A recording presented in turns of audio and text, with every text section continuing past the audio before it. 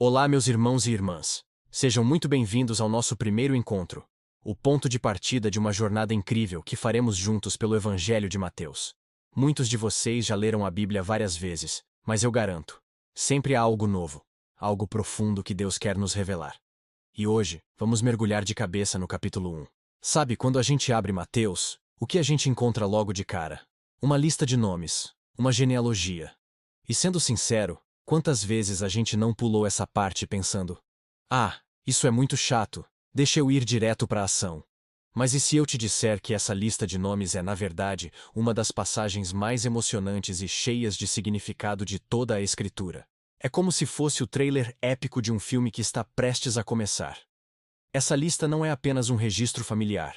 É a prova cabal de que Deus cumpre suas promessas. Pense comigo.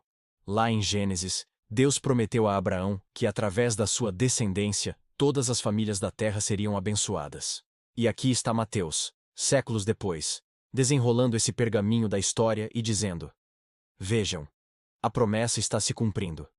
Cada nome nesta lista é um tijolo na construção do plano de Deus. De Abraão, passando pelo grande rei Davi, a quem foi prometido um reino eterno, a linha continua. Mas o que torna essa lista ainda mais fascinante não são apenas os reis e os patriarcas, são as pessoas inesperadas que aparecem nela. Preste atenção. Mateus faz questão de incluir 4 mulheres muito especiais: Tamar, Raabe, Rute e Batseba. Numa cultura que raramente mencionava mulheres em genealogias, por que Mateus as destaca? E não são quaisquer mulheres. Tamar teve uma história complicada com seu sogro. Raabe era uma prostituta de Jericó. Rute era uma estrangeira, uma moabita, um povo que era adversário de Israel. E Batseba, cujo nome nos lembra do pecado de Davi. O que isso nos diz? Nos diz que a graça de Deus é escandalosa. A linhagem do Messias não é feita de pessoas perfeitas. Pelo contrário, é tecida com os fios da fragilidade humana, do pecado e da redenção. Deus, em sua soberania, escolhe usar pessoas improváveis, pecadores como eu e você, para cumprir seus propósitos grandiosos. A presença delas nessa lista é um grito de esperança para todos nós. Não importa o seu passado, não importa de onde você veio, a graça de Deus te alcança e te inclui na história dele. A lista continua, passando por reis bons e reis maus, por tempos de glória e tempos de exílio na Babilônia. E a cada nome, a expectativa cresce. A história caminha, de forma implacável, em direção a um clímax. E então, depois de 42 gerações, a lista chega ao seu destino final. Um carpinteiro humilde chamado José. E aqui, o texto faz uma pausa dramática. A genealogia, que vinha dizendo fulano gerou Cicrano, muda o tom. Diz que Jacó gerou José, marido de Maria, da qual nasceu Jesus, que se chama o Cristo.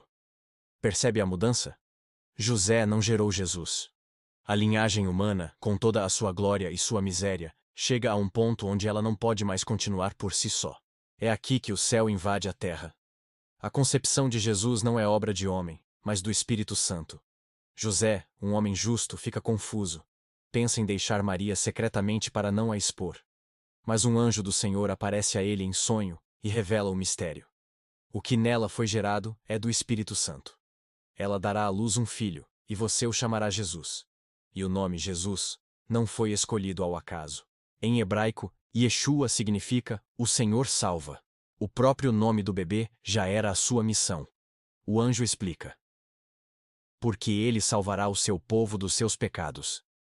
Essa é a razão de tudo. Ele não veio apenas para ser um grande mestre ou um rei terreno. Ele veio para resolver o nosso maior problema, o pecado que nos separa de Deus. E Mateus, escrevendo principalmente para os judeus, conecta tudo isso com as profecias do Antigo Testamento. Ele cita Isaías: eis que a Virgem conceberá e dará à luz um filho, e ele será chamado pelo nome de Emanuel. E o que significa Emanuel? Significa Deus conosco. Vamos parar e pensar no peso dessa verdade. Aquele bebê nascido de forma milagrosa, em uma manjedoura, não era apenas um homem. Ele era o próprio Deus, habitando entre nós. O Deus infinito se fez finito. O Criador se tornou criatura. Tudo para estar perto de nós, para nos salvar. A longa espera, desde Abraão, desde Davi, desde o exílio, havia finalmente terminado. Deus estava aqui. Então, da próxima vez que você abrir em Mateus 1, não pule a lista de nomes. Veja nela a fidelidade de Deus, que nunca desiste do seu plano. Veja a graça de Deus, que inclui pecadores e estrangeiros na família real. E veja o clímax da história, o nascimento de Jesus, Emanuel, Deus conosco, o Salvador que veio para nos resgatar. Este é apenas o começo da nossa jornada por este evangelho maravilhoso. Há muito mais para descobrirmos juntos. Se este estudo tocou o seu coração e abriu seus olhos para a beleza da palavra de Deus, eu te convido a se juntar a nós. Inscreva-se no canal, ative as notificações para não perder o próximo capítulo, e compartilhe este vídeo com alguém que precisa ouvir sobre essa esperança. Muito obrigado por sua companhia. Que Deus abençoe você e até a próxima.